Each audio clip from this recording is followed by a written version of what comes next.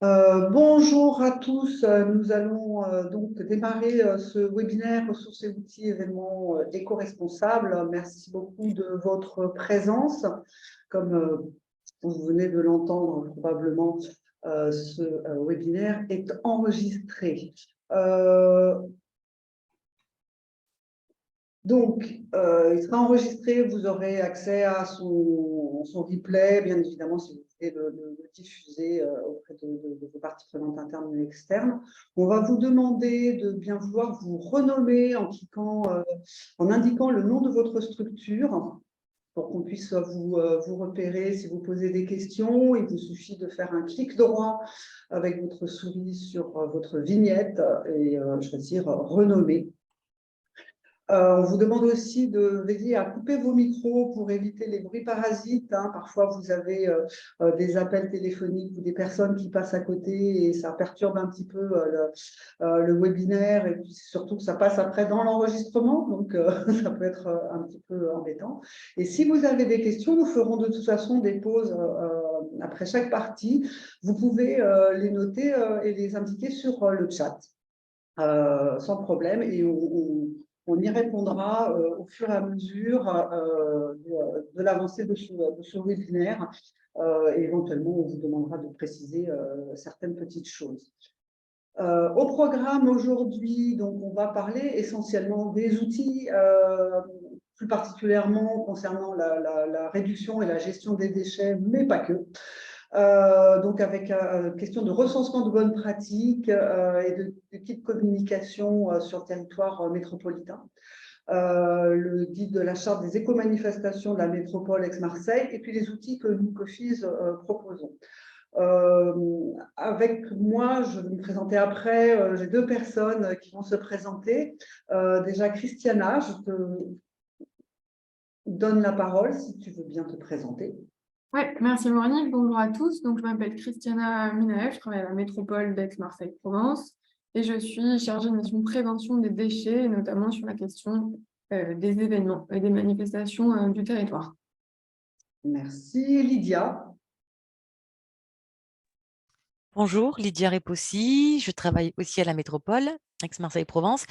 Je suis rattachée au service transition énergétique et pédagogie à l'environnement et je suis aussi le suivi de la charte métropolitaine voilà, des manifestations éco-responsables. Merci Lydia. Donc moi je suis Véronique Fermé, je suis coordinatrice du collectif COFIS, le collectif des festivals éco-responsables et solidaires en région PACA, où nous regroupons 34 structures culturelles et 40 festivals. Si vous ne connaissez pas, vous pouvez aller sur le site cofis.fr. J'ai oublié de vous dire que le PowerPoint, bien sûr, sera, le support de présentation vous sera mis à disposition, on vous l'enverra à l'issue de ce webinaire avec, bien évidemment, le lien vers le replay. Nous allons donc commencer par la réduction des déchets des manifestations avec le projet et le dispositif mis en place par la métropole. Donc, Christiane, je vais te donner le contrôle si j'arrive à contrôle des diapos, pardon, excusez-moi, petite manipulation. Parfait. En attendant que tu fasses la manipulation, donc pour que je puisse passer les slides. Donc, comme ça a été dit dans le programme, moi, mon but, ça va être de vous présenter deux ressources. Le recensement de bonnes pratiques basé sur donc, des retours d'expérience du territoire et aussi un kit de communication pour communiquer sur les consignes de tri du territoire. C'est quelque chose qui est pas mal revenu. Je tenais à vous remercier d'ailleurs d'avoir répondu au questionnaire pour vous inscrire. À la fin, certains ont rajouté des besoins complémentaires qu'ils auraient pour les aider à organiser des événements éco-responsables. Et la question du tri est pas mal revenue. La question d'avoir quelque chose qui puisse servir de plan d'action également. Je pense que c'est des éléments auxquels on va pouvoir répondre, autant moi, Lydia, que Véronique aujourd'hui. Donc maintenant, je peux passer les slides, c'est bon. Merci Véronique.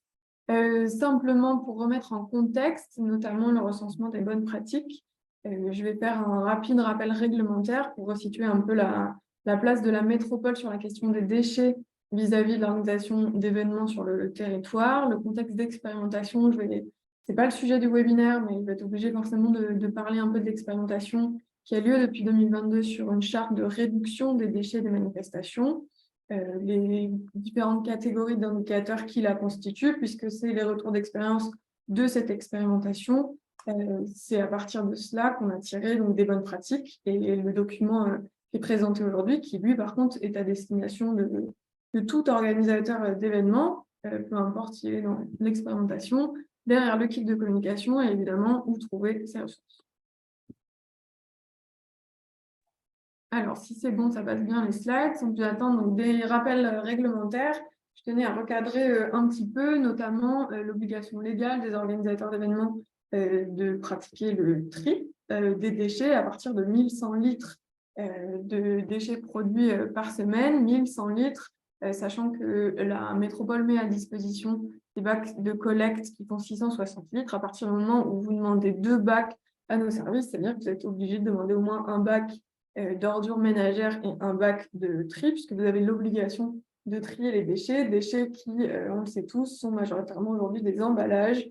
Et justement, sur la métropole, maintenant, tous les emballages se trient. Donc, il y a 5 flux qui vous concernent particulièrement et qui sont obligatoires depuis 2016. On est passé aujourd'hui à 9 flux, je crois, mais ceux qui ont été ajoutés ne concernent pas spécialement les déchets de manifestation, à part éventuellement les textiles qui peuvent être présents en début de course à pied, par exemple, parce que pour enlève les couches en trop, mais peu importe. On aura donc les papiers cartons, le métal, le plastique, le verre, le bois, papier carton étant regroupé comme un seul flux. Au-delà de ça, il y a une obligation de tri des biodéchets, mais depuis 2023, le seuil a été abaissé à 5 tonnes par an et il devrait disparaître en 2024. La collectivité s'organise aussi pour mettre à disposition une collecte de biodéchets auprès des habitants. Et en dernier, les plastiques à usage unique. De même, je pense que vous avez repéré, ne serait-ce que dans votre vie de tous les jours, que les plastiques à usage unique disparaissent depuis petit à petit, depuis 2019 avec la loi AGEC, avec comme horizon 2040 pour la suppression totale des plastiques à usage unique. Pour faire un petit zoom dessus, là, c'est une petite phrase. Donc, tous ces éléments, on peut les retrouver sur, j'en parlerai dans un instant, mais sur le site internet de la métropole, déchets, enfin, spécifique aux déchets.ampmétropole.fr. Donc, sur les plastiques à usage unique, il y a les sacs plastiques, il y a les pailles notamment qui vous concernent, les contenants et couverts en plastique jetable pour la restauration sur place. Donc, ce n'est pas souvent le cas d'avoir de la restauration sur place sur les événements, mais vous pouvez être concerné et les obligations deviennent de plus en plus contraignantes à ce sujet-là. Donc, encore une fois, voilà, cadre réglementaire des obligations légales qui incombent à l'organisateur d'événements. Mais attention, je tenais à revenir aussi sur quelques éléments de vocabulaire et sur éventuellement d'autres rapidement sur des fausses bonnes idées éventuelles qui seront peut-être l'objet d'un futur webinaire qui sert, et notamment sur le terme d'usage unique. C'est les plastiques à usage unique qui, en effet, sont supprimés petit à petit, mais sont souvent remplacés par d'autres usages uniques. Et tant que c'est de l'usage unique, ça reste un gaspillage de ressources, donc de matière et d'énergie pour les produire. Un objet qui va être utilisé seulement quelques minutes avant d'être jeté et devoir subir un gros processus industriel pour être traité derrière. C'est pourquoi on prône toujours l'option du réemploi.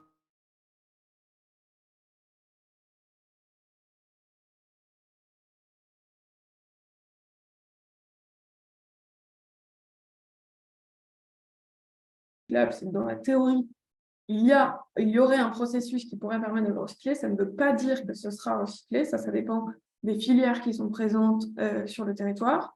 Un objet, en revanche, recyclé, c'est-à-dire qu'il y a au moins une partie de la matière qui est issue d'un processus de recyclage d'un objet précédent. En termes de compostable, là encore, il faut faire attention entre ce qui est compostable à la maison, ce qui est compostable en milieu industriel, donc sous des conditions très particulières. Pour ça, je vous invite à rechercher les différents labels qui existent, notamment si vous vous intéressez à la vaisselle compostable, les labels qui existent pour garantir en effet le compostage derrière. Biodégradable, ça veut dire que la matière va se réduire jusqu'à redevenir à un état dans lequel on pourra la trouver dans la nature, ce qui ne sera jamais le cas pour le plastique. Peu importe, le plastique va se réduire en petites particules de plastique et ce sera toujours une particule de plastique, polymère qu'on ne trouve pas naturellement dans la nature. Et biosourcé, ça veut dire que l'élément que vous avez a été fabriqué à partir de matières naturelles. On fait par exemple aujourd'hui des bioplastiques. Donc c'est un plastique par exemple fait à partir de cornes de maïs. Donc il est biosourcé, mais ce n'est pas du tout pour autant qu'il sera biodégradable, puisque devenu un plastique, un polymère, il n'est pas biodégradable. Voilà pour le rappel réglementaire. Et donc, de ce rappel réglementaire, on constate donc que le principe français s'applique du pollueur-payeur. Et donc, dans ce cas-là, c'est l'organisateur d'événements qui est responsable des déchets qui sont produits lors de son événement. Basé sur le chiffre de l'ADEME qui dit qu'une manifestation type accueillant 5000 personnes générerait 2,5 tonnes de déchets. La métropole a voté un nouveau dispositif, l'expérimentation d'un nouveau dispositif pour inciter davantage les organisateurs à se responsabiliser quant aux conséquences de la production de déchets sur leurs événements, puisque ça a en effet des conséquences sur la propreté. Il y a des déchets qui se retrouvent au sol et dans la nature, sur le tri, puisque le tri des déchets n'est pas toujours possible pour le public lorsqu'il se rend sur un événement, même s'il faisait le tri chez lui. En termes de gaspillage, voilà, j'en ai parlé sur l'usage unique d'objets jetables, de plastique, de goodies, éventuellement de nourriture, parce que c'est plus ou moins simple d'évaluer la quantité d'alimentaire dont on a besoin lors d'un événement, et de pollution liée à tout le gaspillage de ces objets, mais aussi au traitement inapproprié des déchets parce qu'ils ne sont pas triés correctement. À partir de ce contexte, donc j'en parlais, un nouveau dispositif est expérimenté sur une partie de la métropole depuis 2022. Donc ça a été voté en 2021. 18 communes de la métropole sont concernées. Les organisateurs concernés reçoivent la charte en question, donc charte de réduction des déchets de manifestation, lorsqu'ils font leur demande de mise à disposition de bacs de collecte, puisque c'est un service que propose la métropole aux organisateurs d'événements. J'invite tous les organisateurs, donc tous ceux présents notamment aujourd'hui avec nous, à aller voir à quoi ressemble la charte de réduction des déchets de manifestation. Elle est disponible en PDF et je me demande même si vous ne pouvez pas cliquer sur le PowerPoint, ou quelqu'un vous mettra le lien dans le chat, parce que c'est une liste, c'est une liste, tout un système de calcul, c'est organisé en 3 parties, j'y reviendrai dans un instant, mais au total, c'est 50 indicateurs qui sont déjà des pistes d'action pour engager une meilleure gestion et une réduction des déchets sur son événement. On a tout de même distingué 3 typologies d'acteurs, les organisations qui ont des événements de plus de 1000 participants, de moins de 1000 participants, et les opérations participant à la démarche de réduction des déchets, typiquement les opérations de ramassage de déchets, pour qui la gratuité de mise à disposition de moyens matériels et techniques est automatique. Il y a un document de suivi qui permet de savoir quelle quantité de déchets est générée.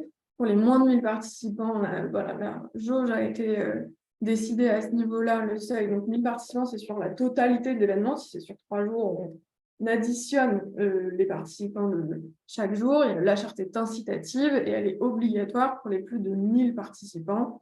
À ce moment-là, il y a une éco-conditionnalisation des moyens matériels et techniques de la métropole. Ça veut dire qu'en fonction des engagements pris et des engagements justifiés derrière par les organisateurs, nous mettons à disposition des moyens matériels et techniques. Donc, c'est la mise à disposition des bacs, c'est la collecte de ces bacs, donc autant ordures ménagères que tri, et derrière le traitement de tous ces déchets qui représentent un gros coût pour la collectivité. Et c'est pourquoi on cherche à inciter les organisateurs à se responsabiliser sur ces questions-là pour avoir une meilleure gestion, au moins avoir au mieux un bon tri sur les événements et au mieux à réduire les déchets de manifestation. Donc ça a été délibéré en 2021, c'est expérimenté depuis 2022 sur 18 communes du territoire, donc 92 au total. Encore une fois, la charte est incitative à minima pour tout le monde et obligatoire dans cette expérimentation pour certains. On fait un état des lieux cette année pour voir ce qui ne fonctionne pas, comment la faire évoluer. Et la charte sera harmonisée à l'ensemble du territoire pour en 2024. La charte est organisée en 3 niveaux qui sont cumulatifs et qui correspondent chacun à des contributions de la part de la métropole. Première thématique, c'est la gestion sélective des déchets. On considère que c'est vraiment la première chose. Comme je l'ai dit au départ, c'est une obligation légale pour la plupart des événements de toute façon. Gestion sélective des déchets qui va avec une bonne communication sur le sujet. Niveau 2, économie circulaire et emploi. Niveau 3, tendre vers le zéro déchet. Et donc le recensement des bonnes pratiques que je vais vous présenter juste après. On va vous donner un exemple et on vous donnera également le lien pour le télécharger. C'est basé sur les rapports justificatifs fournis par les organisateurs d'événements, qui ont eu l'obligation en 2022 de remplir cette charte, de s'engager et de justifier leurs engagements. Et on a choisi d'indiquer à quel niveau chaque retour d'expérience correspond à une piste d'action. Donc, ce n'est pas un recensement de tous les indicateurs de la charte, mais vraiment ce qu'on a choisi de mettre en avant, et il y a une indication de à quel niveau ça correspond. Donc, le recensement des bonnes pratiques ressemble à ça. C'est un document assez court. On a voulu assez court parce qu'encore une fois, ce n'est pas un recensement de toutes les solutions possibles. Ce n'est pas un recensement de tous les prestataires possibles non plus. Pour ça, on a jugé que le COFIS faisait assez bien son travail, et Véronique vous présentera en dernière les outils qui sont à votre disposition proposés par le COFIS qui viennent compléter tout ça. Nous, on a choisi de partager les retours d'expérience pour essayer d'avoir des exemples concrets de terrain liés au territoire également, qui peuvent être mis en place pour inspirer les autres organisateurs d'événements. Donc, comme je le disais, il y a des pistes d'action qui correspondent en fait à des indicateurs de la charte. Il y a le petit logo qui montre à quel niveau ça correspond, ce qui donne une indication de la priorité éventuellement de l'action à mettre en place. Donc, commencer par les actions de niveau 1, en allant un peu plus loin avec le niveau 2, ce qui donne également une indication de peut-être la difficulté pour le mettre en place. Et donc, on a structuré en 4 thématiques cette fois, et donc pas par niveau. Tout d'abord, communiquer et sensibiliser à la gestion sélective des déchets.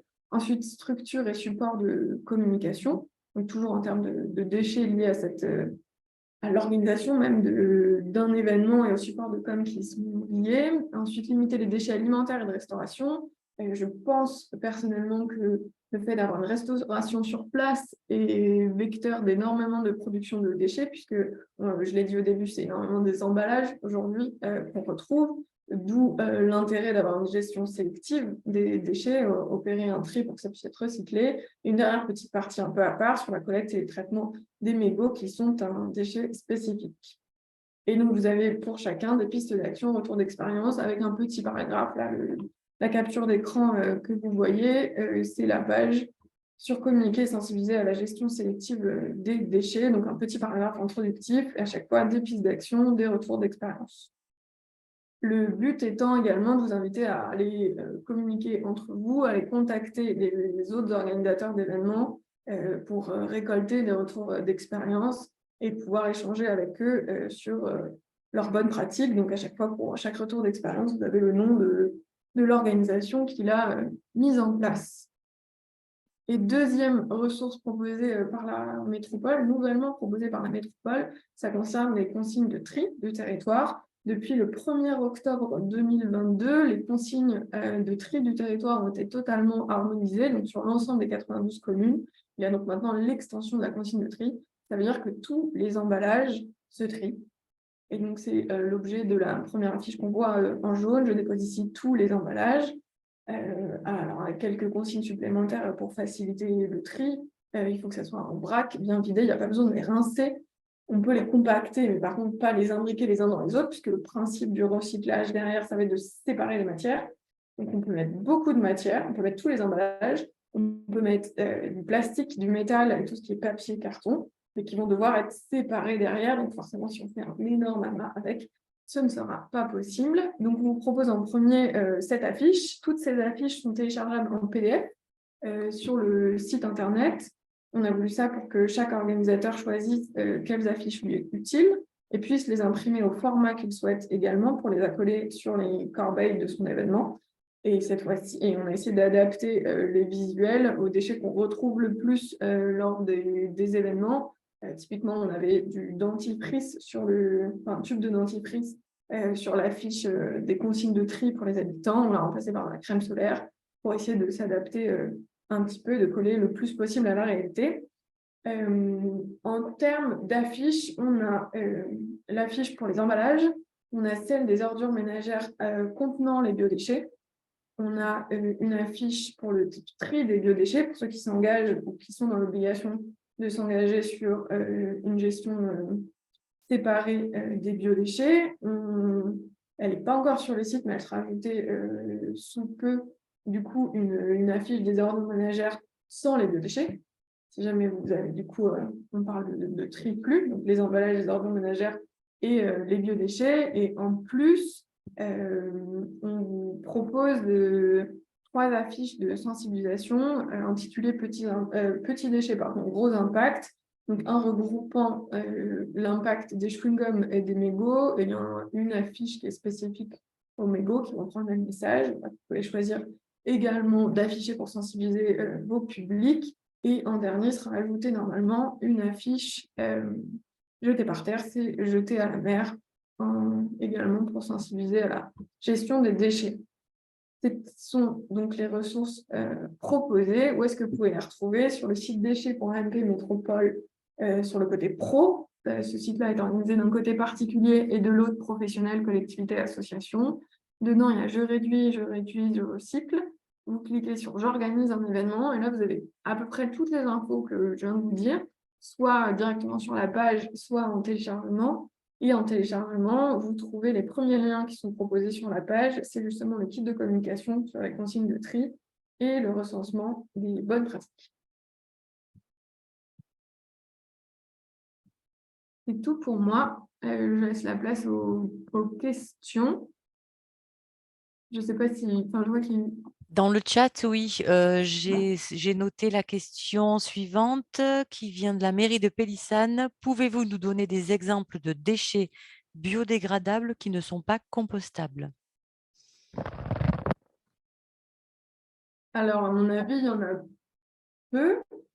Par contre, en termes de compostage, alors, je ne suis pas la professionnelle sur le sujet, mais il va y avoir... ce serait plutôt... l'inverse. Le biodégradable, ça a été interdit, je crois, d'être mis justement sur les emballages ou sur ce qui est vendu dans le commerce, parce qu'il y a une notion de temps. Moi, je vous ai donné la définition plus, on va dire, en termes scientifiques, que ça va se dégrader jusqu'à redevenir biologique. Par contre, il y a une notion de temps qui induit en erreur le consommateur. Typiquement, un trognon de pomme va peut-être se biodégrader dans la nature en un mois. Ce ne sera pas le cas des stacks qui sont dits aujourd'hui biodégradables. Ça pourrait être peut-être en 5 ans ou en beaucoup plus. Les minéraux, par exemple, tout ce qui est en métal va finir par se biodégrader, mais au bout de beaucoup d'années. Par contre, en termes de compost, voilà, encore une fois, je vous invite à aller chercher sur Internet les différents labels qui existent, car ce n'est pas la même chose d'être composté en milieu industriel et en milieu plus classique comme à la maison. C'est-à-dire que comme à la maison, c'est plus basé sur la biodégradation. On fait un tas, évidemment, ça se dégrade, ça fait du compost. Donc là, il y a un temps précis. Il y a certains objets, notamment, à mon avis, justement, les sacs vendus dans le commerce qui sont dits compostables ou biodégradables, qui sont en réalité compostables que dans sous des contraintes spécifiques. Typiquement, un compostage industriel, c'est sous 60 degrés. Et d'autres conditions dont je ne connais pas les détails, mais plus spécifiques, ça veut dire que ce sac-là, en fait, si vous le mettez dans le compost, dans votre compost de jardin, et si le prestataire que vous avez pour traiter les biodéchets utilise plutôt ce format-là de compostage et pas un compostage industriel, ça ne va pas se biodégrader dans le temps voulu, dans les temps impartis classiquement en tout cas. Mélodie Rios, qui a apporté des éléments de réponse, des réponses dans le chat. Est-ce que vous souhaitez aussi compléter pour répondre à la question? Oui, bonjour. Alors, en fait, il faut dissocier donc les déchets alimentaires qui sont biodégradables par leur essence, puisque ils vont tous se dégrader dans le sol, sachant que tous les déchets alimentaires sont biodégradables. Après, bien sûr, il y a des échelles de temps différentes entre un trognon de pomme et un os de viande. Et après, il y a la vaisselle compostable, donc, dont parlait Christiana. Et là, il y a plusieurs types de vaisselle compostable. Il faut savoir qu'il y a de la bonne vaisselle compostable et de la mauvaise vaisselle compostable. C'est-à-dire que même si elle est labellisée, donc avec les 2 labels dont je vous parlais, c'est OK Compost et OK Home Compost. Donc OK Home Compost, c'est un label qui indique que la vaisselle va pouvoir être compostée dans un environnement domestique. Et OK, compost, c'est dans un environnement micro-industriel. Donc, vous pouvez faire les tests à la maison, ça ne marchera pas. Et donc, dans ces deux labels-là, il y a aussi à prendre en compte qu'il y a de la vaisselle qui est compostable, mais qui est mieux. En gros, tout ce qui est mauvais, ça va être tous les plastiques biosourcés qu'on va mettre PLA, et c'est très mauvais pour les sols.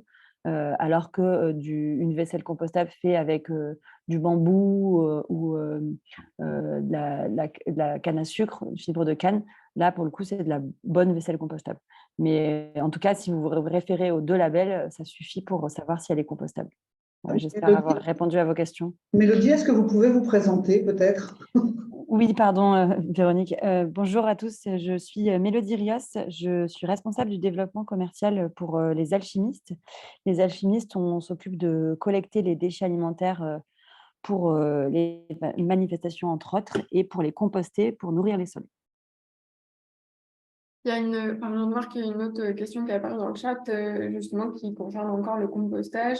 Est-ce envisageable de mettre en place un compost le temps d'un festival? Si oui, existe-t-il un accès facilité à un compost, une cartographie? Je me permets juste de répondre sur cette deuxième partie. Il existe une cartographie des composteurs collectifs sur le territoire. Vous pouvez le retrouver sur le guide du tri, enfin, plutôt du côté particulier, mais justement, c'est du côté particulier, donc on va parler d'un composteur.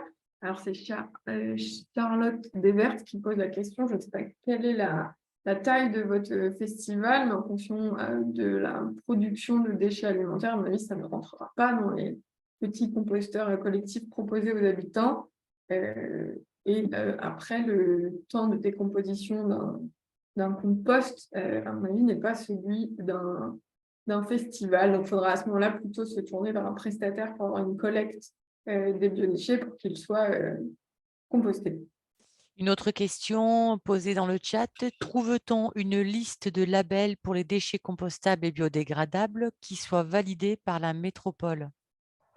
Alors nous, puisque aujourd'hui on ne fait pas la collecte des biodéchets, on la fera auprès des habitants à partir de 2024. Alors c'est un processus autre vraiment pour les particuliers. Je rappelle quand même que la métropole a la compétence de collecte et traitement des déchets des ménages, et c'est à ce titre qu'elle aide les organisateurs d'événements, pardon, parce que c'est beaucoup de public qui viennent, et donc on les accompagne, enfin, on vous accompagne sur les événements parce que c'est des déchets tout de même assimilés à ceux des ménages. On n'interviendrait par exemple pas du tout sur les phases de montage et démontage en amont et en aval, puisque là, ça correspond à des déchets professionnels.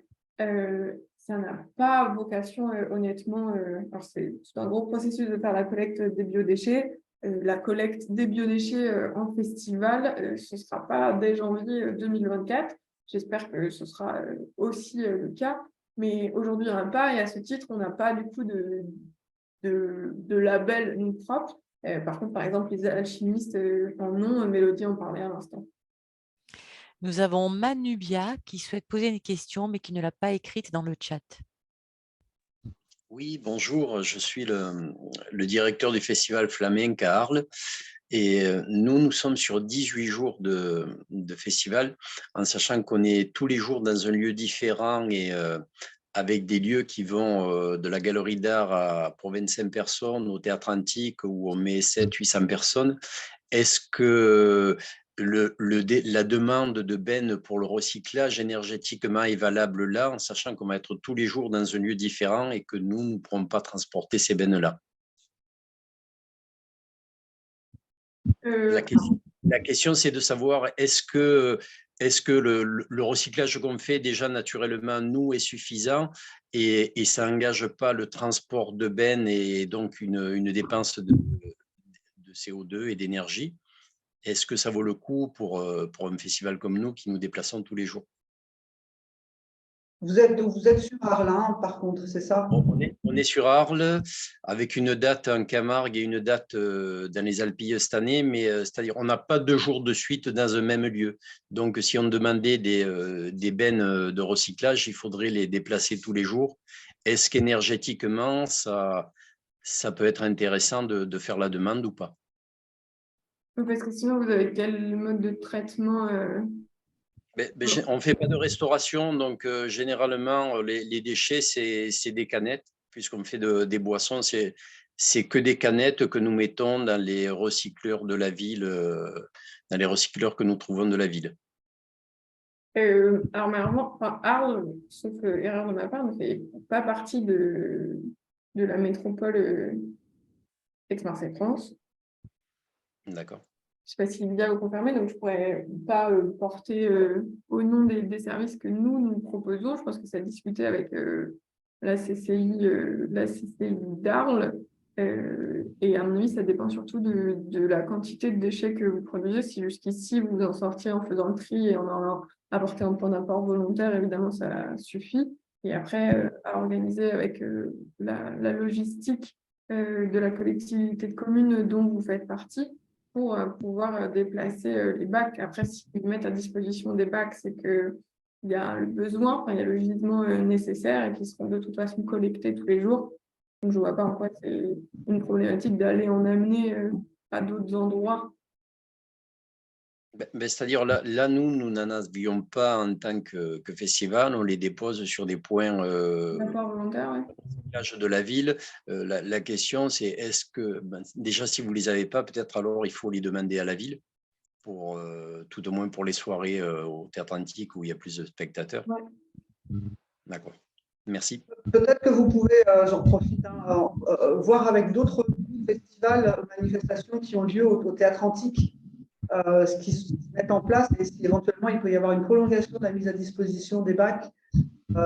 C'est vrai qu'il y a des dispositifs différents en fonction des collectivités. On a aujourd'hui celle sur la métropole, mais je sais que sur Nice, il y a un autre dispositif qui est mis en place, que dans le Var, il y a aussi un autre dispositif qui est mis en place, que dans le Vaucluse, il y a un autre dispositif pour les manifestations. Donc, en effet, il faut se rapprocher des collectivités. Là, vous allez trouver des réponses de toute façon lors de ce webinaire qui peuvent vous servir même si vous n'êtes pas sur le territoire. Mais le dispositif que présente aujourd'hui Christiana, c'est sur la métropole. Donc c'est vrai que même, je pense que d'ailleurs Christiana, même sur le tri et les affichettes que vous avez créées, ça ne fonctionne, enfin ça pourrait fonctionner sur d'autres collectivités, mais c'est vraiment le fonctionnement parce que chaque collectivité trie différemment et traite différemment les déchets. C'est de plus en plus similaire, justement, la loi AGEC dont je parlais plus tôt vise à... C'était aussi une obligation légale d'avoir cette extension de la consigne de tri dont je parlais. Ça a justement vocation à unifier les consignes de tri. Là, ça a été unifié donc, au 1er octobre sur l'ensemble du territoire de la métropole. Mais normalement, c'est pareil au niveau national. La plupart des collectivités sont passées à l'extension de la consigne de tri. Et pour le coup, ça veut dire pareil partout. Ça veut dire que tous les emballages sont pris dans le bac des recyclables. Les filières qui sont derrière existantes ne sont pas forcément exactement les mêmes. Mais ça, de toute façon, dans un sens de simplifier le geste de tri à l'habitant, cette spécificité-là n'est pas communiquée. Donc, au contraire, à mon avis, les visuels le recensement des bonnes pratiques, vous êtes tout à fait libre de les utiliser. Et puisque j'entends que votre problématique, c'est surtout sur la logistique de livraison de bacs et de collecte, là, par contre, il faut vous orienter vers les services compétents de votre collectivité de communes. D'accord, merci. Je vous en prie. Alors, il y a une question sur les mégots, la collecte des mégots, et j'ai vu que Recyclop, qui est parmi nous, a répondu, qui propose en effet un traitement spécifique des mégots. Aujourd'hui, la métropole Aix-Marseille-Provence encourage à avoir une gestion sélective des mégots, parce que c'est un déchet reconnu comme étant un déchet dangereux assez spécifique. L'intérêt de mettre des cendriers, c'est surtout pour orienter et que ça ne termine pas par terre, là où c'est le plus problématique. La métropole ne sera même de les collecter que dans le bac des ordures ménagères, mais il existe des prestataires comme Recyclop qui proposent un traitement en centre d'incinération de déchets dangereux, si je ne m'abuse. Est-ce qu'il y a d'autres questions?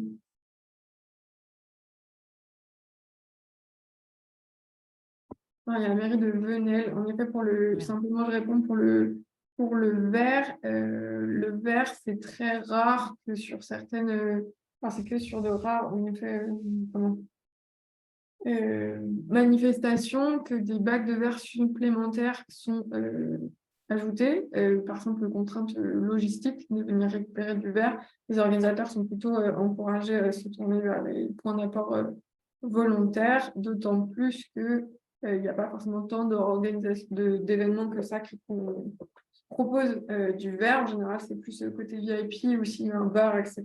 Oui, mais normalement, par décret de la préfecture, par sécurité, le verre n'est pas donné aux participants. Enfin, il n'y a pas de bouteille en verre, en tout cas, pour les participants. Juste, Christiana, je sais qu'il y avait sur un territoire, ils mettaient en place, en fait, ils installaient c'est pas des bacs, hein, c'est des sortes de tours, hein, en fait, où on peut, pour les manifestations et pour que les restaurateurs puissent mettre les Oui, c'est des points d'apport volontaires. Ouais. C'est les points d'apport volontaire, justement, pour le verre qui sont souvent, enfin, il existe différentes formes, et c'est ce que je disais, on encourage plutôt les organisateurs à leur montrer, enfin, il y a un maillage de toute manière du territoire assez conséquent en termes de points d'apport volontaire. Pourra être organisée éventuellement une collecte plus intensive, si je peux dire, au moment d'un festival, par exemple, parce qu'on sait qu'ils vont se servir de ce point d'apport volontaire, donc on va venir le vider plus rapidement qu'en temps normal. Mais par contre, c'est très rare qu'on vienne en rajouter un pour les frais logistiques que ça induit, et parce qu'en général, il n'y a pas des quantités de verre qui le nécessitent. Si on a répondu à toutes les questions, on va passer à la suite. Alors, la suite, c'est des petites informations complémentaires à ce qui a été déjà dit pour vous donner le maximum de ressources possibles. Alors, il existe un guide en préparation qu'on a commencé fin d'année 2022, qui n'est pas encore finalisé parce que certains le savent sans doute, mais la métropole se réorganise depuis le 1er janvier 2023. Donc, nous avons des tas de services qui ont bougé ou de référents de services qui ont bougé, et on est en train de faire un gros nettoyage sur ce guide qu'on a commencé en collaboration avec Coffice pour donner un maximum de contacts et de ressources les plus exhaustives possibles, hein. Donc, ça veut dire qu'effectivement, dans l'idéal, il sera réactualisé le mieux, au mieux chaque année. Et il sera mis à disposition sur le site de la métropole. Voilà, donc ça, on espère que d'ici fin juin, voilà, on puisse vous donner l'information et le mettre en ligne. Voilà, seulement on veut être sûr, voilà, qu'on a encore les bons contacts et les bonnes ressources. Ce guide, alors, dans quel cadre a-t-il été construit? Nous avons, alors là, on va élargir, puisque Christiana, depuis tout à l'heure, vous parle d'un dispositif qui concerne les déchets et l'obligation de tri voilà, des déchets quand on organise des événements. Nous, en parallèle, toujours en collaboration avec le COFIS, mais aussi avec justement les services internes de la métropole et également des communes et des organisateurs d'événements associatifs et autres qui ont bien voulu s'y prêter au jeu. On a réfléchi à une charte volontaire qui permettrait aux organisateurs d'événements de s'identifier et qui a plusieurs volets. Elle n'a pas que le volet déchets, elle a 6 volets et elle a une quarantaine d'actions. Pourquoi cette charte? L'idée, c'était de recenser un maximum, bien sûr, les acteurs actifs ayant des différents degrés, on va dire, d'engagement. Et puis, pour pouvoir constituer aussi un réseau de tous ces acteurs-là. Donc, voilà, nous, notre mission, après, ça va être de suivre ce réseau, de l'animer, de permettre voilà, en fonction des problématiques et des besoins recensés, de pouvoir créer des ateliers thématiques pour essayer de, voilà, de se rencontrer et de parler des fois, les problèmes sur lesquels certains butent, d'autres ont trouvé la solution, ou en tout cas une solution qui pourrait, en la bidouillant un peu localement, pourquoi pas voilà, être envisagée par d'autres. Donc l'idée, c'est vraiment voilà, d'avoir un réseau un peu fort qui permette à tous ces acteurs, et y compris à nous, d'avancer avec vous. C'est-à-dire, en fonction de là où on en est, nous, dans tout ce qu'on peut vous permettre et vous faciliter comme démarche et mise à disposition, c'est comment est-ce que nous aussi, on peut s'améliorer pour que vous puissiez, vous, voilà, sur les différents territoires locaux et collectivités, voilà, justement, au mieux travailler sur tout ce qui est éco-responsable et être aidé à ça. Donc, on ne financera personne. Ce n'est pas une charte qui finance qui que ce soit. Par contre, voilà, on sera un appui dans l'accompagnement, dans le suivi, etc. Donc, cette charte, elle a des actions à cocher, des actions qui sont obligatoires et d'autres qui sont facultatives. Peut-être que je vais passer à la diapo. Alors oui, comme vous voyez là, hein, elle a été créée dans le cadre du plan climat. Elle a été votée en 2022, en mai 2022, et le plan climat, lui, a été voilà, acté en 2021. Et l'idée, c'était vraiment, voilà, c'est une des actions du plan climat et qui pour lutter contre tous les impacts qu'on peut avoir quand on organise des manifestations, même si le plus bel impact, c'est le lien social que ça peut créer et la richesse culturelle que ça propose, ou sportive. Voilà, donc c'est ce que je vous ai un petit peu dit, hein, voilà, on a beaucoup travaillé et on travaille encore énormément avec le collectif COFIS. Et puis, voilà, l'idée, c'est de vous fournir, comme je le disais, hein, des contacts utiles, un carnet d'adresses, des ressources. Donc, voilà, c'est tout ce qu'on espère pouvoir vous donner comme complément d'infos par rapport à tous ces volets. Donc, je parlais voilà, des thèmes, regardez-les, là, vous les avez à l'écran.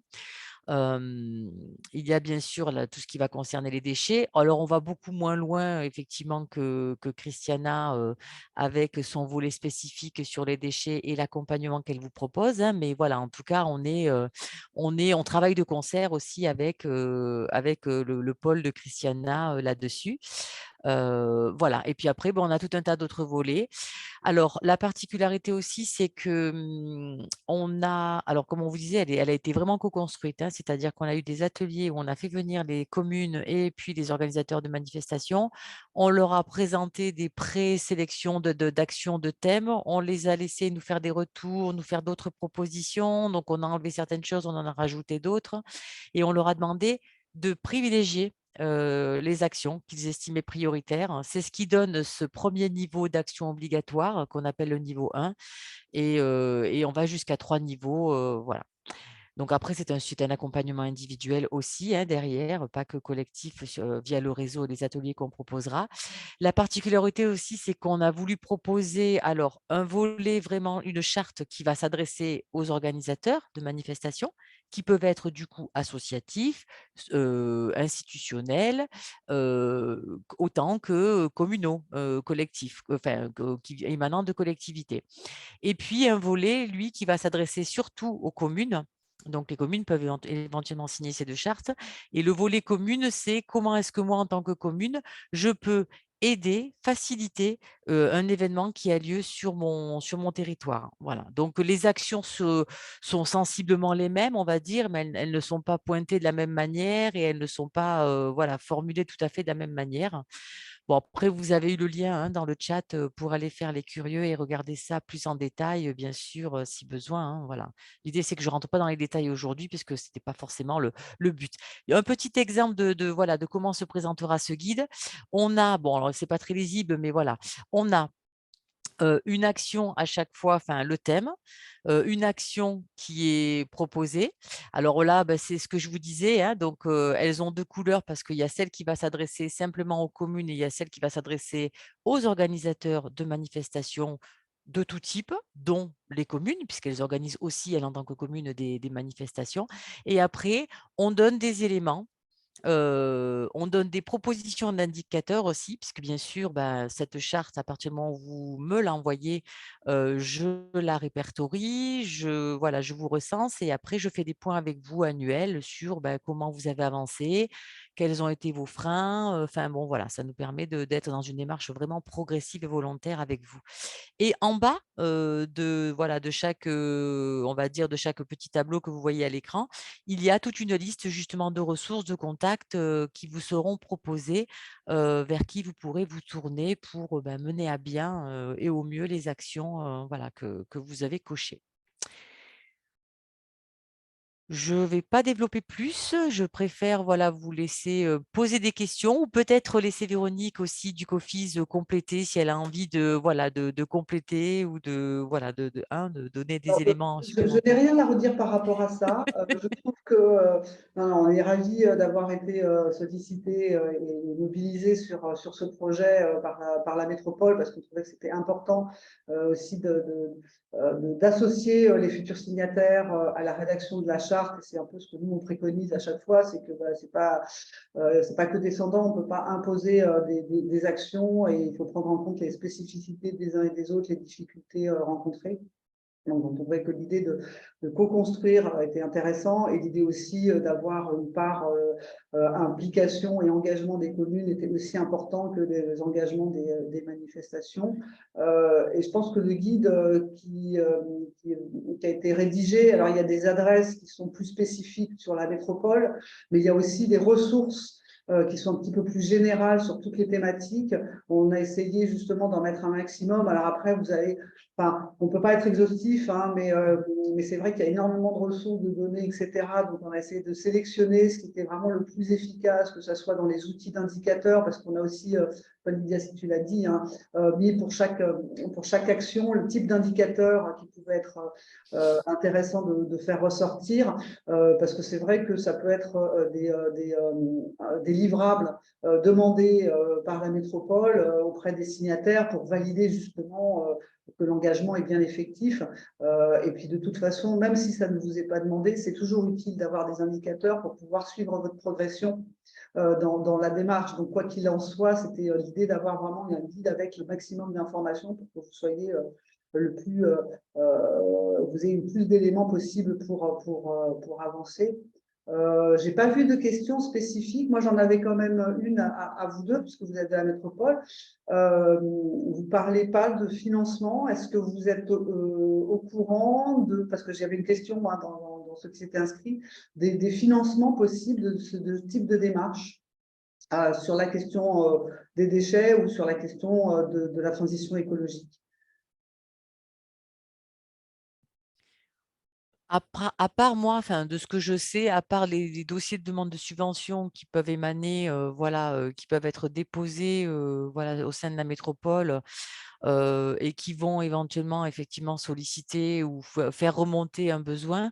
Là, non, j'ai pas en tête de financement, qui pourrait alors après ou alors il faudrait des questions plus précises, Oui, peut-être. alors ça peut être peut-être lors des demandes de subventions de fonctionnement de manifestations auprès des services concernés qui peuvent peut-être inclure un volet sur leur démarche environnementale.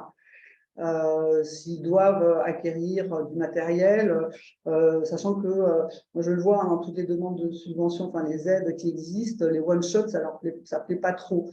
Donc la location de toilettes sèches ou ce genre de choses-là, c'est pas des choses qui sont finançables. Par contre, l'investissement peut-être dans du matériel de tri, de la signalétique, ce genre de choses-là, c'est beaucoup plus faisable sur des machines pour laver les gobelets.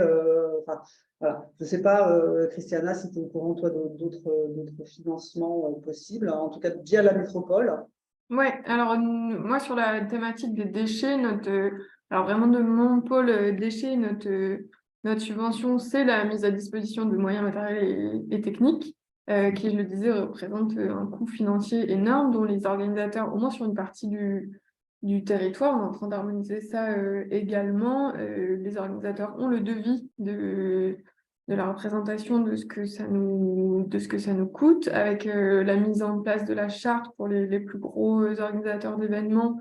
Ils en prennent aussi davantage conscience, parce que s'ils ne s'engagent pas Dans des actions de bonne gestion, de réduction des déchets, c'est facturé. Je ne vais peut-être pas préciser derrière, mais justement, c'est ça que j'entendais par éco-conditionnalisation. C'est-à-dire que selon les engagements, on ne subventionne pas, même si c'est une forme de subvention en nature. De notre côté, c'est ça. Après, en effet, comme tu le disais, il y a des services de subvention, tout comme pour toute association, etc.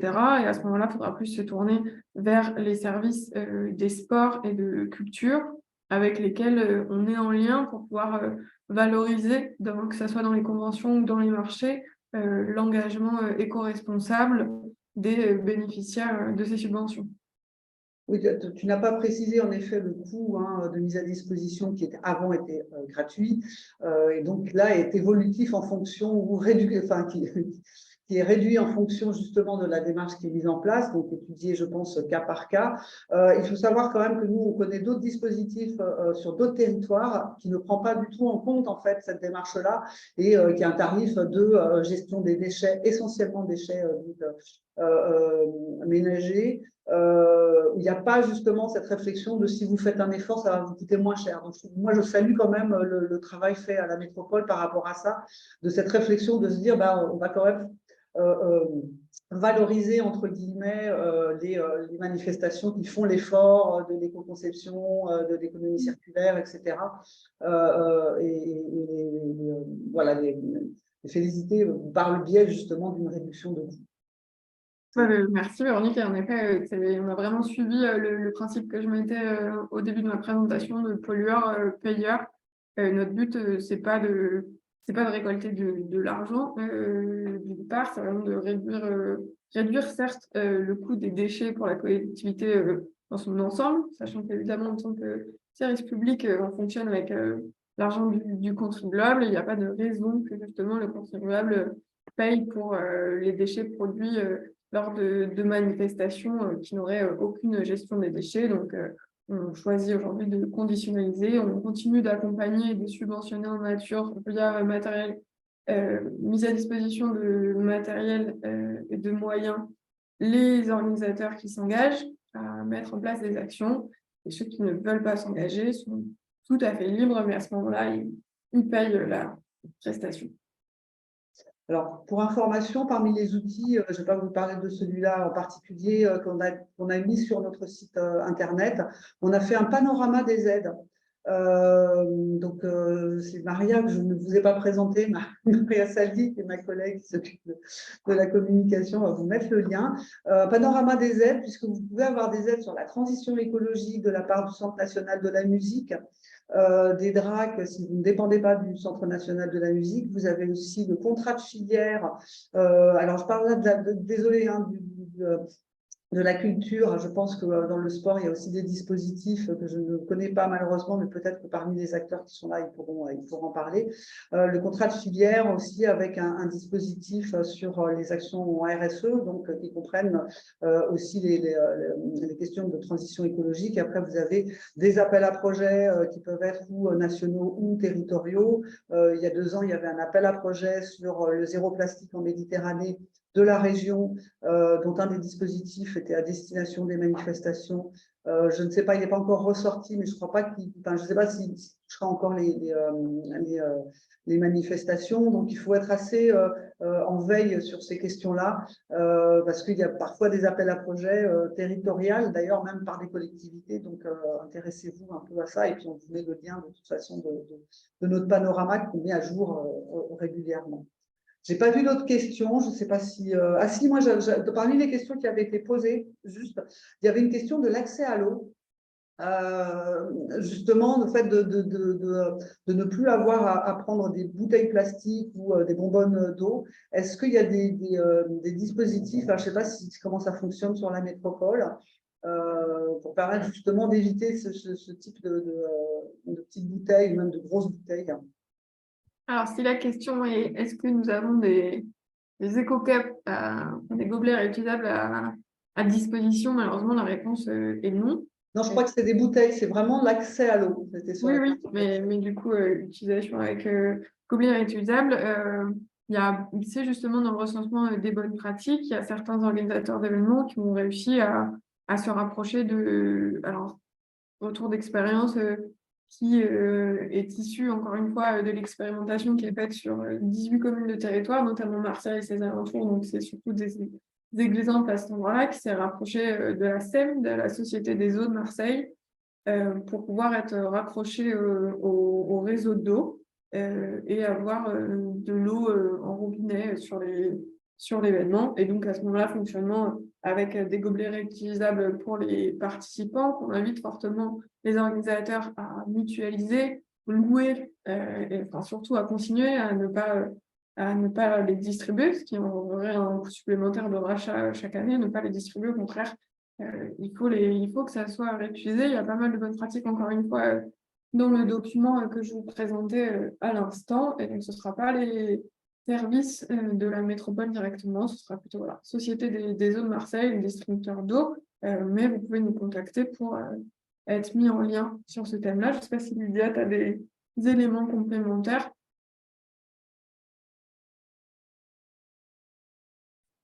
Non, je pense que tu as donné essentiellement voilà, les éléments qu'il fallait.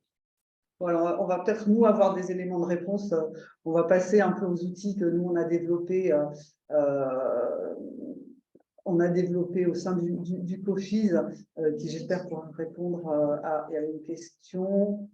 Sur notre petite commune de Jouques, la collecte de tri se fait une fois par semaine seulement. Les mercredis, est-il possible de demander à la métropole une collecte supplémentaire pour pouvoir collecter les emballages supplémentaires après les manifestations?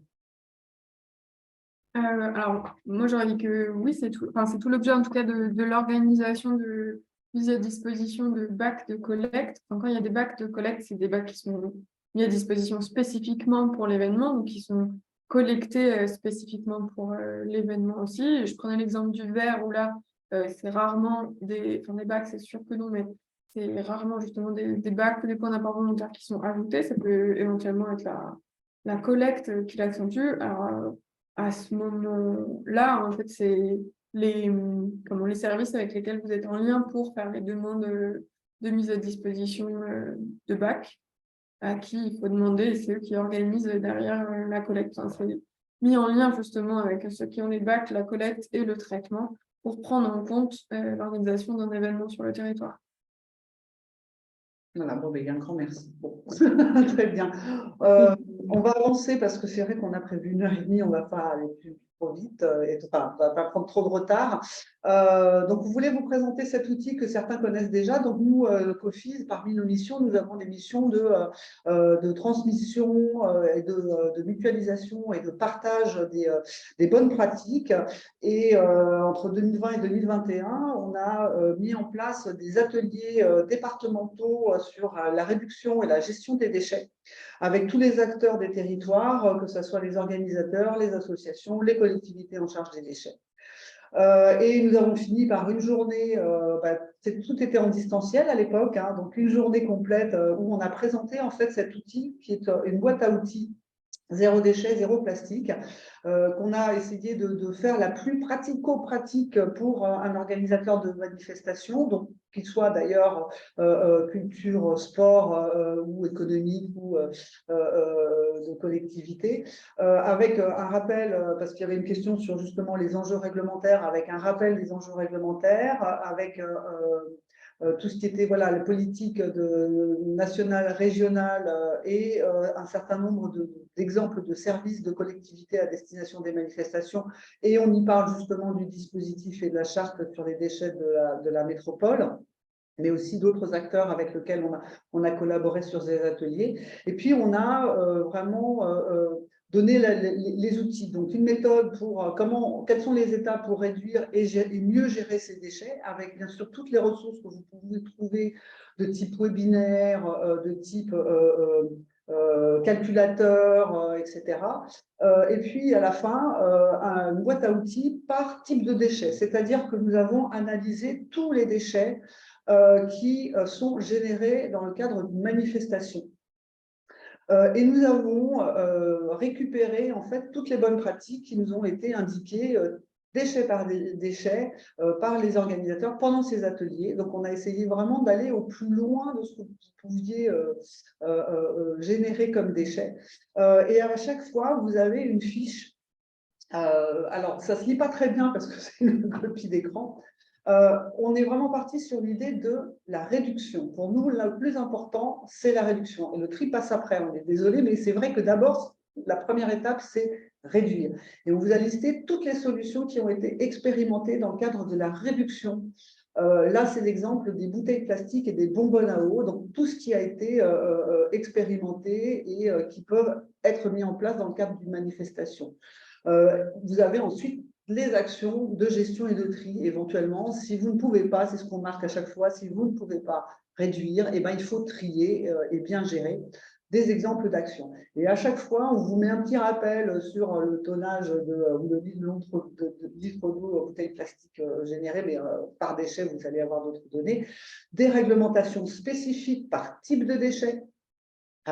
Sur, par exemple, les fontaines à eau, l'obligation des ERP de s'équiper de fontaines à eau, je crois que c'est pas pour un minimum de 300 personnes, voilà, accessible au public, quand bien sûr vous avez la possibilité d'être accordé au réseau. Ça, c'est encore des choses que nous, on rappelle aux lieux qui accueillent les festivals, en leur disant, oh là là, elle est où votre fontaine à eau? Il y a quelque chose qui ne va pas. Bon, les points de vigilance. Par exemple, là, c'était sur la question des gourdes. En effet, on peut bien avec des gourdes, mais parfois certaines préfectures ne l'autorisent pas. Quoique, avec la sécheresse et la canicule qu'on a eue l'année dernière, et c'était beaucoup moins regardant au niveau des préfectures, hein, apparemment, il y a eu des autorisations qui ont été données, et un certain nombre de ressources qui ont été par type de déchets toujours. Donc là, par exemple, on a un tuto de fabrication d'une fontaine à eau lave-main qu'a fait la Biennale internationale des arts du cirque, des exemples de fontaines à eau et barres à eau qui ont été fabriqués par des manifestations. Voilà, vous avez pour chaque déchet, vous allez trouver, j'espère, des réponses à vos questions. Alors, il y en a parfois, c'est un peu plus compliqué. Parfois, ce sont des déchets qui sont beaucoup plus petits, comme les colsons ou les films qui enveloppent certaines marchandises. Bon, c'est plus compliqué parfois à gérer, mais il n'empêche qu'on a quand même essayé de trouver et de vous proposer des solutions pour pouvoir avancer sur ces questions-là.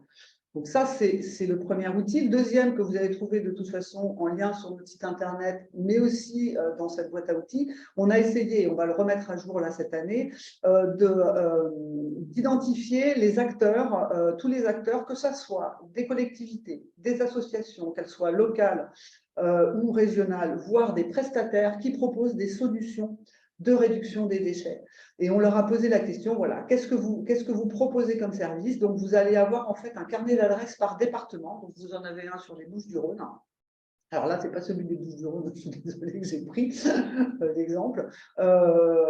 Avec à chaque fois le site internet, les documents pratiques. Donc là, par exemple, c'est une communauté de communes qui met à disposition des gobelets réutilisables et un pack de gestion de tri de déchets. Donc, vous pouvez utiliser ce carnet d'adresses pour pouvoir justement identifier les acteurs locaux. Donc là, il y a une collectivité, mais vous pouvez avoir les associations comme Aremax, comme Recyclope, comme les alchimistes, sachant que les alchimistes ne sont pas uniquement sur Marseille, mais à d'autres antennes. Donc, vous allez retrouver tous ces acteurs dans cette boîte à outils et dans ce carnet d'adresses. Voilà pour le premier outil. Ensuite, le COFIS fait partie d'un collectif national informel avec plein d'homologues en fait, dans toutes les régions. Et dans ce cadre-là, on travaille sur des projets nationaux, souvent parce qu'on considère que ce sont des projets qui doivent être nationaux et pas uniquement de l'autre côté. Et avec nos amis de R2D2, on a travaillé sur un projet qui s'appelle Drastic on Plastic. Je ne sais pas si certains d'entre vous en ont entendu parler, qui est en fait un dispositif anglais qui existe depuis 2018. Et nous, on a repris un peu le sujet en 2020 avec l'idée de faire signer donc, les festivals, qui est notre plus petit dénominateur commun à tous les membres de R2D2, des festivals qui s'engageaient à réduire leur plastique. Donc, vous avez un site internet qui va vous permettre de trouver des ressources une nouvelle fois. Donc là, on parle vraiment des plastiques sur les festivals, mais ça peut être aussi des plastiques que vous allez trouver sur des manifestations sportives ou autres. vous avez des ressources, des retours d'expérience. Il y a un certain nombre de webinaires qui ont été faits thématique par thématique qu'on va mettre en ligne. Et là, on est en train de créer tout un catalogue en fait, de bonnes pratiques, de tout ce qui a été issu des webinaires que l'on a fait et de toutes les bonnes pratiques, sachant qu'aujourd'hui, il doit y avoir 130 festivals dans la France qui ont signé ce dispositif. Donc, ils ont tous mis des actions en place. Donc, vous allez pouvoir retrouver ces informations sur le site internet.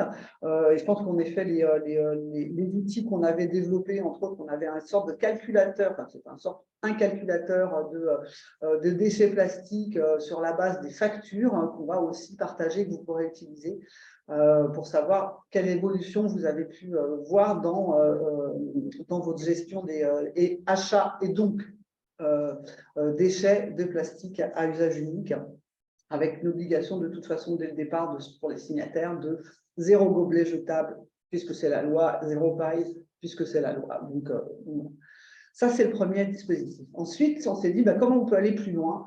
Et on a développé, en collaboration avec Zero Waste France, un logo pour vous permettre, en fait, et pour permettre à toutes les manifestations, alors ça, c'est complètement en open source, hein, on vous donnera le lien de téléchargement, pour inciter les publics à venir avec leur propre vaisselle, puisqu'on s'est rendu compte que parfois c'était peut-être plus simple pour ceux qui pouvaient le mettre à disposition. La première étape, c'était vraiment de dire venez avec votre gourde ou venez avec votre gobelet. Et on s'est rendu compte qu'il y avait d'autres vaisselles à usage unique qui pouvaient être apportées sur certains festivals. Et donc là, voilà, vous avez un peu la liste de tout ce qu'on a pu développer. Et donc, on a développé 11 logos différents où à chaque fois, vous allez avoir peut-être uniquement la gourde, mais vous allez avoir gobelet, gourde, vous allez avoir gourde et vaisselle, etc. On a essayé vraiment d'avoir au plus large pour que vous puissiez vraiment communiquer sur ce que vous acceptez au sein de votre manifestation. Donc voilà ce que ça donne en fait. Alors il faut savoir que les couleurs ne sont pas anodines parce que ce sont les couleurs qui ont été utilisées et le format qui a été utilisé par Zero Waste pour les commerces dans lesquels vous pouvez venir avec vos propres contenants. Donc, on retrouve à peu près la même chose, et c'est ça qui est intéressant, c'était de garder la même idée et de se dire plus on l'utilisera, plus ce sera visible, plus les publics comprendront de quoi on parle et pourquoi on appose ce logo que vous pouvez mettre sur votre site internet, sur vos réseaux sociaux, éventuellement même sur votre billetterie. Donc, c'est totalement en open source. Vous pouvez les télécharger, sachant que, bien sûr, se pose la question de si vous apportez vos gourdes, peut-être vérifier l'autorisation de la collectivité ou de la préfecture avant de pouvoir les utiliser. Voilà un petit peu rapidement ce que nous on propose. Je ne sais pas s'il y a des questions dans le chat. Oui, alors il y en a eu une spécifiquement qui reprend la question des points d'eau dont tu parlais, enfin, dont tu posais la question aussi un peu plus tôt. On a quelqu'un de Jouk qui pose la question pour limiter les déchets lors d'un trail où il y a différents points d'eau sur les ravitaillements et où il y a un fort besoin en eau. Donc, comment limiter les déchets? C'est par rapport aux bouteilles plastiques, je pense, non, c'est toujours un peu la même question. Alors, c'est pas précisé, mais sur les courses sportives, de toute façon, c'est le gros fer de lance, je pense, les bouteilles plastiques au ravitaillement. C'est les bons. Alors, ça va être à ce moment-là.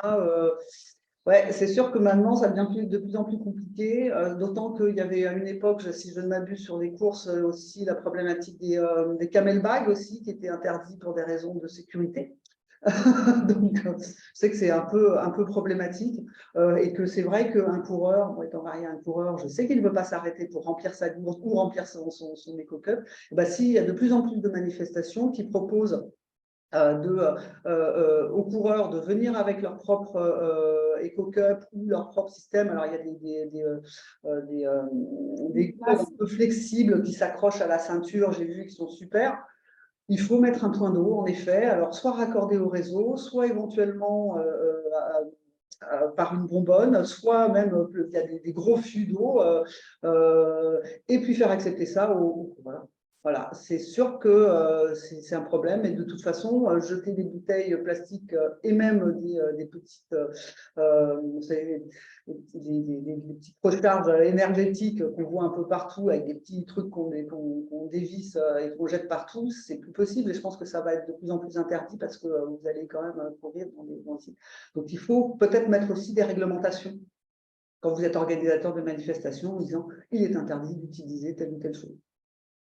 Et donc, encore une fois, c'est avec notamment les logos sorties couverts ou peut-être avoir une communication plus spécifique pour les événements sportifs pour inviter les coureurs à courir en autonomie ou en semi-autonomie, donc venir avec. Alors, je n'ai pas connaissance d'une interdiction ce qu'on appelle les camelbacks, donc de venir avec un sac à dos au dos et en effet les petites flasques. Se développent de plus en plus les gobelets, des sortes de gobelets mous. Donc, il y a un anneau solide qui permet quand même au gobelet au final de se tenir et toute la partie inférieure n'est pas du tout solide comme le serait un gobelet réutilisable type EcoCup. C'est très souple, ce qui permet de facilement, quand c'est vide, l'écraser, le mettre dans une poche où il y a des systèmes pour les attacher et venir les remplir à éventuellement des fontaines sur le parcours. Et il y a derrière 6 bouteilles plastiques, enfin 6 des solutions en bouteilles plastiques n'ont pas pu être trouvées. Alors, là, encore une fois, sur le territoire, j'en ai pas connaissance particulièrement, mais je sais qu'au niveau national, il y a que ce soit des trails, des marathons, alors ça dépend toujours du nombre de participants, mais même des marathons qui se sont passés complètement de bouteilles plastiques, donc c'est possible. Sinon, en tout cas, faire attention, comme le disait Véronique, donc déjà essayer de réduire, mais si c'est pas jugé évitable comme déchet, au moins le trier, notamment sur les trails qui sont en nature, faire vraiment attention à où on met les dispositifs de collecte derrière pour que ça soit facilité pour le coureur qui est en mouvement et que ça ne se termine pas dans la nature. Il faut savoir quand même aussi que les parcs naturels comme les Calanques, etc., ils commencent à avoir des chartes très, très précises pour accueillir des manifestations sportives. Donc, vous pouvez aussi vous référer, et d'ailleurs, nous, on a dans nos ressources un certain nombre de chartes. On a fait un atelier justement sur préserver le site naturel de son événement. N'hésitez pas à regarder ce qu'ils mettent en place et à vous référer à ce qu'ils imposent en fait aux utilisateurs des parcs et des lieux naturels pour imposer aussi un certain nombre de règles. Est-ce qu'il y avait une autre question? Non, il n'y en a pas eu dans le chat. On a la personne de Recyclop qui confirme son accord avec toi que c'est d'abord réutiliser, puis réutiliser et enfin recycler. La personne de Joug confirme que c'était bien dans ce sens et on a un exemple qui est partagé par Fabien Lidon de la métropole de Lyon. Le mini-libre, un ravitaillement innovant sans bouteille en plastique sur le trail de la cité de Pierre. Voilà, j'invite la personne de Joug à aller voir le lien qui a été ajouté en commentaire. Merci Fabien. Alors du coup, Exemple tout récent avec des stations d'eau qui visiblement sont assez performantes pour donner de l'eau rapidement aux coureurs. Voilà. Ah bah super. On va le mettre dans notre boîte à outils. Je vais en profiter pour répondre à quelques questions que vous aviez posées sur le formulaire. Il y avait une question sur la mutualisation de matériel. Pour l'instant, il n'y a pas de dispositif sur la région. Il y a plusieurs choses qui existent. Vous avez une plateforme d'échange qui s'appelle BotCup. On va vous mettre le lien dans la conversation. C'est un porte de bon coin du prêt de matériel. Ils prêtent beaucoup auprès de collectivités aussi. Donc, ça peut être une solution. Le 27 mai, il y a justement une table ronde sur ce sujet organisée donc, dans le cadre du festival Le Bon Air. Ce sont les journées des événements éco-responsables des GIR d'Aremax. Le 27 mai, à la Friche Belle de Mai, on va vous mettre le lien aussi si ça vous intéresse. On sera présent avec, entre autres, la Réserve des Arts et Cagibig, qui sont d'un côté la Réserve des Arts, travailler essentiellement sur l'économie circulaire, sur les questions de décor, de scénographie, et a un projet entre autres de centres de mutualisation de matériel. Cagibig aussi en train de réfléchir à ça. Ils sont sur Lyon, Grenoble, je ne sais plus. Comment on peut développer ce système-là sur notre région. Donc, je vous invite à participer à ces journées GIR, donc le 27 mai, c'est un samedi à Marseille, à la Friche. Bonjour, si je peux me permettre de rebondir sur les GIR. Moi, c'est Jonathan Routier, je suis responsable vie associative de Aremax PACA. Ouais. Et donc, effectivement, on a une table ronde dédiée à la mutualisation pour les GIR, dont Balandin Clavenir, qui est chargé de développement territorial à Cagibig, qui est du coup situé à Lyon. Ouais. Et Ariane qui sera là pour la réserve des arts et toi-même, Véronique, qui sera présente. Et on a une deuxième table ronde qui sera dédiée à la coopération, où là, du coup, on aura Jeanne Burgard qui, en tant que grand témoin, qui est doctorante en philosophie et spécialiste de l'écoféminisme. On aura également un intervenant de la métropole d'Aix-Marseille-Provence, Solveig Barbier de l'association Arviva, Art Durable, et Alexandra Jouclard du projet Rider. On va mettre de toute façon l'information de tous tous les événements à venir Voilà. à la fin. Et puis, on l'a mis d'ailleurs, hein, Ouais, le lien vient d'être envoyé. le lien. Très bien. Il y a aussi alors, la RBE, l'Agence régionale de la biodiversité et de l'environnement, qui fait des rencontres sur le zéro déchet plastique sur les territoires, sur 4 territoires de la région. Donc, je vous invite aussi parce que vous allez avoir aussi des apporteurs de solutions, vous allez avoir des collectivités qui sont signataires de la charte zéro plastique en Méditerranée. Donc, ça peut être aussi intéressant de regarder et d'être présent. Donc, ça va être sous forme d'une part soit d'ateliers, soit de table ronde, avec pour certains une partie ouverte aux collectivités et une autre ouverte à tous. Donc, je vous invite à aller regarder ça. Il y avait d'autres questions alors sur des outils pour des plans d'action. Alors, nous, il faut regarder un petit peu sur notre site internet à COFIS, il y a des fiches pratiques éco-manifestations qui vont vous donner un certain nombre d'outils. Vous avez pour les structures culturelles et sportives, l'AFDAS, qui est notre OFCO, qui propose un appui conseil RSE, donc il peut vous aider à mettre en place un plan d'action. Sinon, vous avez un outil en ligne qui s'appelle ADER, qui est en fait plutôt qualitatif, qui va vous permettre d'identifier vos points d'amélioration et donc élaborer en effet les axes de travail. Sur la question du calculateur d'empreinte carbone, alors bon, on peut faire des bilans carbone, mais ça coûte assez cher et c'est assez chronophage, je peux vous dire, parce que je l'ai fait pour le Festival d'Aix, c'est très très lourd et ça peut être cher. Il y a un autre outil qui est le site qui a été justement développé par Arviva, donc c'est le simulateur d'empreinte environnementale du spectacle, qui peut servir aussi pour les événements sportifs, où vous allez rentrer en fait vous-même vos données.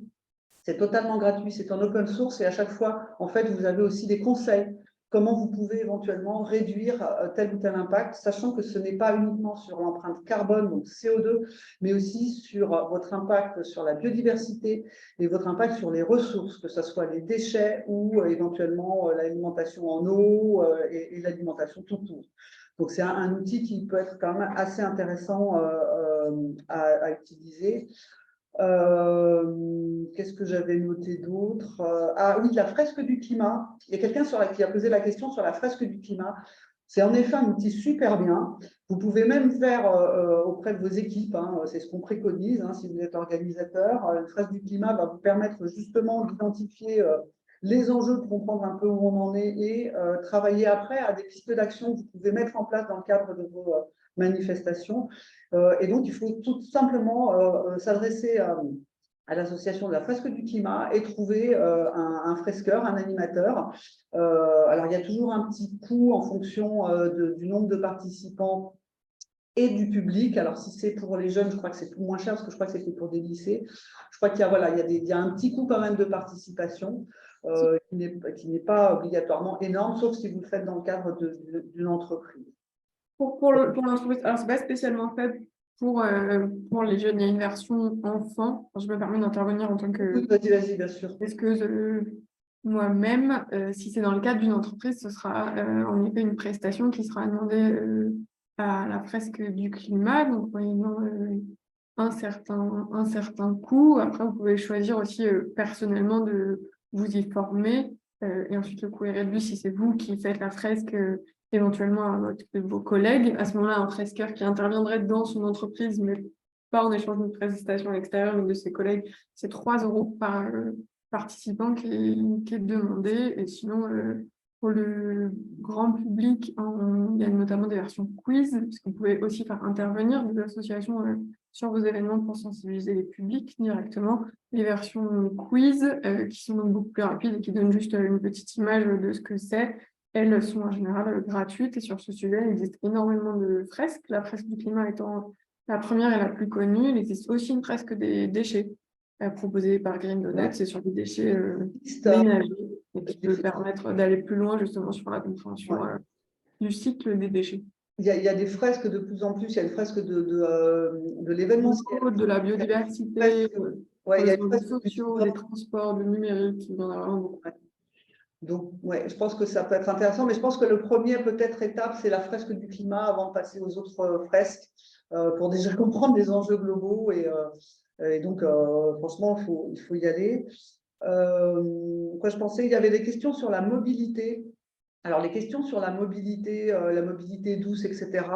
Dans le guide de la métropole sur les éco-manifestations, il va y avoir des exemples d'actions et des acteurs à mobiliser. Sur nos ressources aussi, vous avez pas mal de fiches. On a une fiche pratique sur la mobilité et des outils qui aident un peu à cette réflexion. On avait fait d'ailleurs un atelier en distanciel sur cette question-là. Donc, il ne faut pas hésiter à aller regarder. Je crois que j'ai tout dit. J'ai répondu à toutes les questions qui étaient dans la liste. Je ne sais pas s'il y a d'autres questions.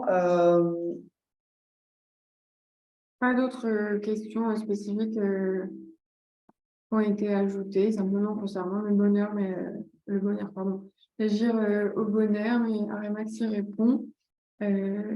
Merci Véronique pour tous ces compléments. Je pense que nos participants ont de quoi s'instruire. On vous a remis dans le PowerPoint, mais on vous les renverra de toute façon les liens, et j'étais d'ailleurs dans notre chat. Petit rappel, les GIR, les rencontres zéro déchet. Il y a aussi un forum de lancement Transition en Seine. Donc ça, c'est un projet de la Direction régionale des arts et de la culture et de la région qui aura lieu le 15 mai à la Friche. Donc vous avez tous les renseignements sur le site internet. Donc c'est le lancement d'une réflexion sur un pacte de transition. Les GIR, les rencontres zéro déchet plastique. Alors il y a plein d'événements. Qui se passe. On a une newsletter, donc n'hésitez pas à vous inscrire si vous voulez être informé sur notre site internet. On peut s'inscrire en bas de notre page d'accueil, il y a l'inscription à la newsletter. On essaye d'identifier tous les rendez-vous qui ont lieu, en tout cas dans notre région, sur ces questions d'éco-responsabilité. Voilà, on vous met aussi les contacts si vous avez besoin. Et moi, on aurait bien voulu faire une petite photo de groupe. Je ne sais pas s'il y a d'autres questions, mais en tout cas, en attendant, on vous demande, si vous êtes d'accord, de vous mettre 2 minutes, d'ouvrir 2 minutes votre vidéo pour qu'on vous voit bien et qu'on voit bien qu'il y a énormément de monde qui a participé. Et franchement, on était 45 au plus fort de cet atelier. Donc, juste 2 minutes, le temps de... Même si vous êtes en contre-jour, vous êtes magnifique.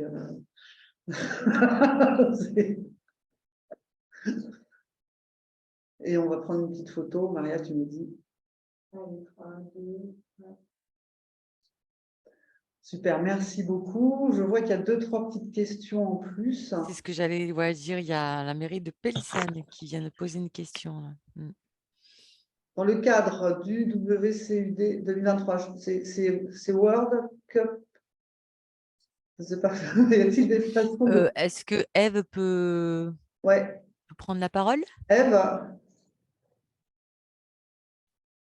Ah, c'est le World vous êtes Cleanup toujours Day. là? Ah, elle n'a pas de micro, malheureusement. Ah, C'est pas le de- World Cleanup Day. C'est ce qui a lieu chaque année en septembre. Là. Y a-t-il des façons de ne pas utiliser des sacs poubelles en facilitant la collecte des déchets? Famille avec enfants, Colline. Est-ce que vous avez des réponses, Christiana ou... Alors, j'avoue que intuitivement, non. Après, évidemment, ces sacs, notamment s'ils sont assez épais, ils peuvent derrière être vidés pour ce qui est des recyclables, ce qu'il faut au contraire que les recyclables soient en vrac quand ils sont déposés dans les PAV, pareil pour le verre. Par contre, au contraire, pour des questions justement techniques, il faut que ça soit dans des sacs plastiques quand ça part en ordures ménagères. Parce que je lis, sachant que le verre souillé est jeté en ordure ménagère. Alors, je ne suis pas professionnelle non plus des ramassages de déchets. Je ne sais pas si un acteur peut répondre. Je ne sais pas forcément pourquoi Alors non, peut être jeté en ordure ménagère. le verre souillé ne va pas en ordure ménagère, je ne pense pas. Non, je pense que c'est parce qu'ils ne peuvent pas distinguer dans les sacs poubelles qu'ils ont, j'ai bien compris. Ils doivent donner un sac poubelle par famille ou par, voilà, par collecteur, en fait, et ils mettent tout dedans. C'est-à-dire qu'ils n'ont pas un sac spécifique pour les verres et un sac spécifique pour les autres ordures. Et je pense que c'est la problématique du World Cleanup Day, c'est que, voilà, on se promène dans un lieu et que ce n'est pas toujours évident de faire le tri. Est-ce que j'ai bien compris, Ève? Avoir la réponse. Après, en termes de sacs, libre à vous d'utiliser des sacs en papier. Par contre, ce ne sera forcément pas la même contenance, enfin, ils n'auront pas la même résistance en termes de déchets éventuellement humides, en termes de poids, pour pouvoir collecter tout ça. Mais peut-être penser à une solution d'avoir des petits sacs plastiques, surtout si c'est pour des familles, ou petits sacs papier qui viennent ensuite vider dans des plus gros sacs plastiques. Alors, Pour sur le essayer ramassage, de le verre est limiter collecté dans l'usage. des seaux. Après, sur les ramassages, je pense que c'est pas la même typologie de verre. En fait, c'est tout ce qui va être verre domestique, style assiette, verre. Ça va pas aller avec tout ce qui va être bouteille en verre. Donc, forcément, si c'est des petits morceaux qui sont récoltés ensemble, ça va pas aller dans la benne à verre, effectivement. Mais... Je vois que Céline Pagès a levé la main. Je ne sais pas si c'est pour répondre à la question. Oui, non, pardon. Merci. En fait, je voulais savoir, vous mentionner qu'effectivement, de plus en plus, les événements, les organisateurs d'événements s'intéressent aux fresques. Elles sont déclinées. La fresque historique, c'était la fresque du climat. Maintenant, il y en a dans toutes les thématiques. Et je me disais que peut-être entre nous, ça serait peut-être bien déjà de recenser qui est formé à ces outils pour pouvoir éventuellement entrer en relation plutôt que d'aller chercher encore aller à la pêche en contactant ces associations. Je me disais que peut-être qu'au sein du réseau, Un fresqueur est toujours, alors je pense, Christiane, tu vas me compléter, hein, est toujours en fait identifié sur le site de la fresque du climat. Oui, si on tient à jour son compteur. Ah, d'accord. Et en tout cas, non, mais ce que je me disais, c'est que quand il y a des acteurs comme ça entre nous qui se connaissent, parce qu'à force de participer aux mêmes réunions, les têtes se croisent et se recroisent, donc c'est toujours plus, je me dis, agréable et presque rassurant. On gagne du temps, quoi, à part resituer les choses. Bon, après, le mutualiser. Après, je ne sais pas si Christiana elle peut identifier au moins sur le territoire des fresqueurs qu'elle connaîtrait. Nous, on a une fresqueuse au sein du COFIS. Oui, moi, encore une fois, je l'identifie moi. Je connais du coup le réseau en effet, mais par contre, ceux où je vous entends Céline Pagès, c'est ça, c'est que si vous contactez la fresque du climat, vous allez, en tant qu'organisateur, vous allez tomber sur quelqu'un, éventuellement même un employé de la fresque du climat qui proposera quelqu'un pour faire une prestation. Non, mais je suis, alors que peut-être je suis formée. Ici, il y a des personnes déjà formées. Non, je suis formée aussi, mais du coup, c'est ça, je vois qu'il y a, je suis formée à la fresque. Et en fait, je vois que effectivement, c'est quelque chose qui s'est largement démocratisé maintenant. Et pour autant, à la fois, il y a une association identifiée comme telle, et en même temps, ça devient tellement gros que peut-être que d'avoir des liens de proximité à travers nos réseaux, ça peut être gage, je ne sais pas, ou d'efficacité dans la prise de contact ou de rapidité. Bon, voilà, c'était un aparté. Et par contre, j'ai une autre question, c'était par rapport à la base de données. Je vous remercie parce que vraiment, c'est très, très utile tout ce que vous nous avez présenté comme outil.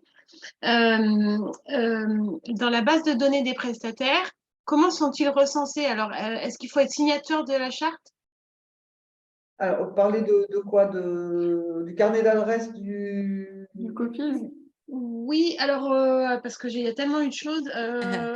Ou du Attendez, je guide, ouais. Bah, là, enfin, que je sache, même de toute manière, plus globalement, il n'y a aucun outil qui a été présenté et partagé aujourd'hui pour lequel il faut être signataire de quoi que ce Non. soit.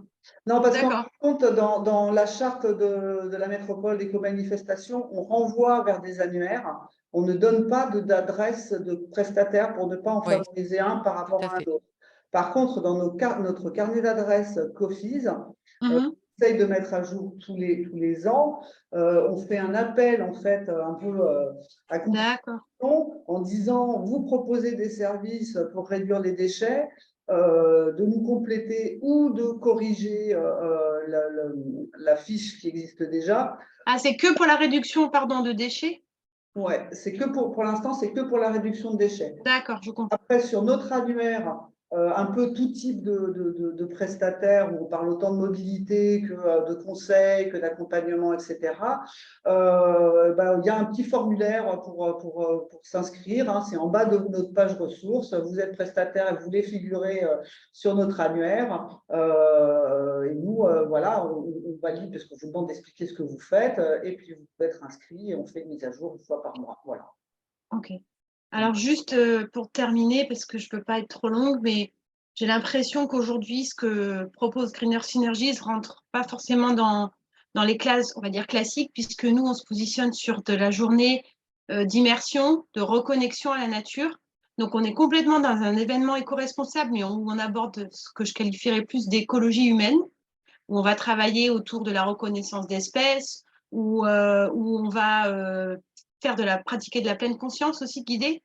On va aussi travailler sur le renfort d'émotions positives, mais tout ça en milieu naturel, et aussi on va travailler en partenariat avec le Grand Site Sainte-Victoire, par exemple, pour essayer de limiter la surfréquentation des sites, enfin des sentiers qui sont les plus balisés, les plus connus. Donc tout ça pour dire qu'on est, à mon sens, mais peut-être que j'ai une bêtise, complètement dans une démarche d'éco-responsabilité.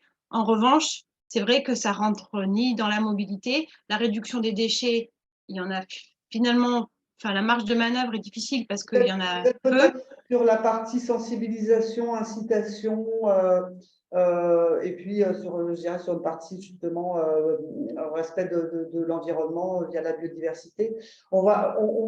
Bon, De ouais. toute façon, on peut communiquer après entre nous. Oui, pardon. Merci. On va arrêter aujourd'hui. Alors, il y a plein de ressources qu'on a oublié de citer, mais la RBE aussi, il y a énormément de ressources sur le site de la RBE. Il ne faut pas hésiter à y aller. Vous avez le lien de toute façon sur les rencontres, mais vous retrouverez. Voilà, on a essayé de faire déjà un petit tri de nos propres ressources. Je trouvais que c'était important quand même de vous apporter ça, d'autant que maintenant, voilà, il y a Oui, ça ne remet pas en cause la qualité, je vous remercie 1000 fois. Voilà. les outils de communication développés par la métropole sur le tri des déchets. J'espère que ça a répondu à vos questions. Donc, comme on vous disait, on va vous envoyer, dès qu'on aura mis un petit peu en ordre, le PowerPoint en format PDF qu'on mettra sur le site Internet, ainsi que le lien vers le replay que vous pourrez partager. Et la liste des liens, vous les avez de toute façon donc, dans le PowerPoint. Merci à tous. Merci Christiana, merci Lydia. C'était c'était une bonne journée, 1,45 quand même, c'était c'était intéressant. Puis on est sorti de notre territoire, hein, donc c'est aussi intéressant en espérant que ça va inciter d'autres territoires à avancer sur ces questions-là. Je vais arrêter l'enregistrement.